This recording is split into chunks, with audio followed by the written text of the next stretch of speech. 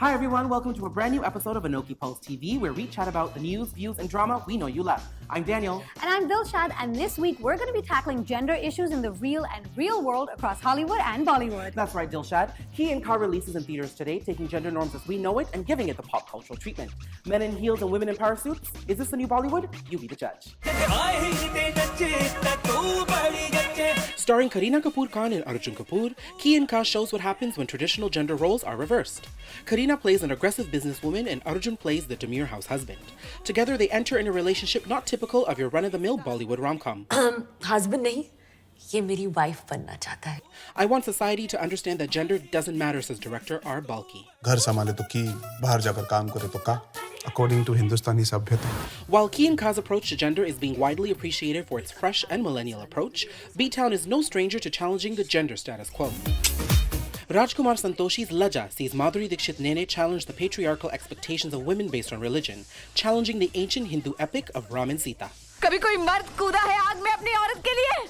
In Judai, Anil Kapoor is merely a commodity, a husband for sale as Sri Devi and Urmila engage in a powerful transaction. अगर आप राज को मुझसे शादी करने के लिए मना लें, तो मैं आपको 1 करोड़ रुपया दूंगी. Abhishek Bachchan may be used to playing the hero, but in Drona, his weaknesses warrant protection from his bodyguard, played by Priyanka Chopra. दुश्मन को हार मानने का एक आखिरी मौका जरूर देना चाहिए.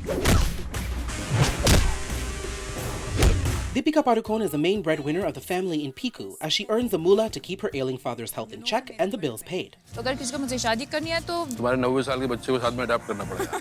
In Beta, it's clear that the women rule the roost. Madhuri Dixit Nene protects her illiterate husband from the manipulative ways of his stepmother, played by Aruna Irani, who has kept her husband captive in the basement.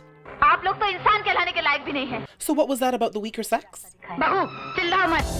A highly controversial law affecting the LGBTQI community is causing a huge stir in the US, but with Hollywood bigwigs stepping up to the plate, it's about a lot more than just politics.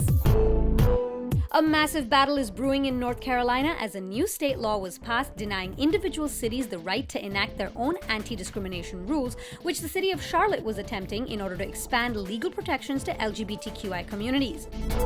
The law, called House Bill 2, also requires that bathrooms in certain public buildings be used according to people's biological sex at birth, a huge blow to the transgender community.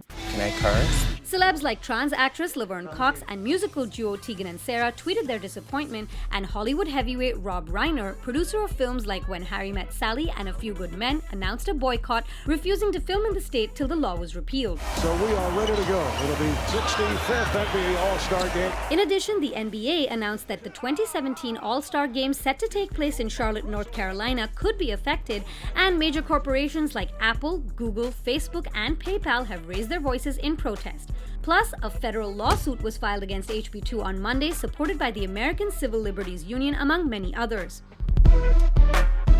With the influence of Hollywood and corporate America, it's not far-fetched to assume that the government could give in. Earlier this week, Georgia Governor Nathan Deal vetoed the Pastor Protection Act, which was also deemed discriminatory towards the LGBTQI community. But we're not going to stand by as evil wipes out the galaxy. That decision came after major revenue generators like Marvel, Disney, and Netflix vowed to pull the plug on some massive money-making ventures in the state. 50th anniversary of the Super Bowl. And the NFL hinted that it could hurt Georgia's future chances of hosting the Super Bowl if the act became law. So it looks like money sure does talk and might even be heard loud enough to affect positive real-world change. Now, speaking of changes, there are a lot of big changes happening in Bollywood these days with the kind of films that are being made. Now, of course, you know I'm referring to the much-anticipated Sunny Leone film One Night Stand.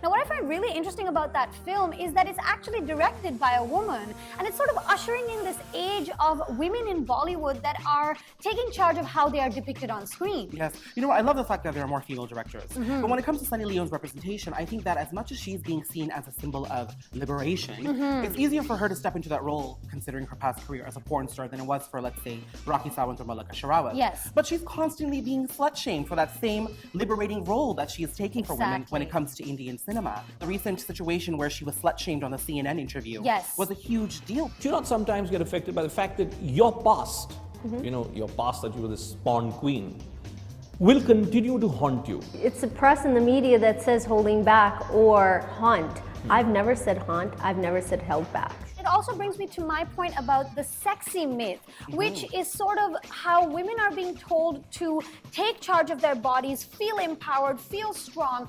But the way they're being told to do that is by exposing themselves further. And now, honestly, that's not necessarily the best way to empower women, I think, because ultimately it just lands up playing right back into that traditional male depiction of how women are seen as fantasy objects. And ultimately, an object has no action of its own. An object is only acted upon. So for women to then objectify themselves doesn't really further the cause of empowerment. And you know what? You bring up a really good point, and I think it sheds light on the whole hypocrisy of the situation. You know, India is #1 in the consumption of pornography, and they're the ones having a really big problem when it comes to these sort of sexy representations. Right. And I think that when it comes to One Night Stand, even her character is being slut-shamed by the hero of the film. तुम जैसी औरतें मर्द के बगैर रह नहीं सकती. Oh, sorry, in your case. I mean, ultimately, you know, women aren't allowed to have casual sex. You're not allowed to enjoy casual sex at all because even though in the film she's this empowered woman, ultimately it has to fit into that South Asian context and South Asian values, right? Yeah, exactly. You bring up a really good point there, Dilshad. And of course, this brings up a larger conversation when it comes to gender, sex, and Indian cinema. So we definitely want you to contribute to it as well. Make sure to find us on Facebook, Twitter, and Instagram. That's it from us. Tata till next time. Ciao. Don't forget to stay in the loop for your weekly dose of entertainment glitz and glam with ANOKHI PULSE TV. And be sure to subscribe to our channel for exclusive access to all that's happening behind the velvet rope.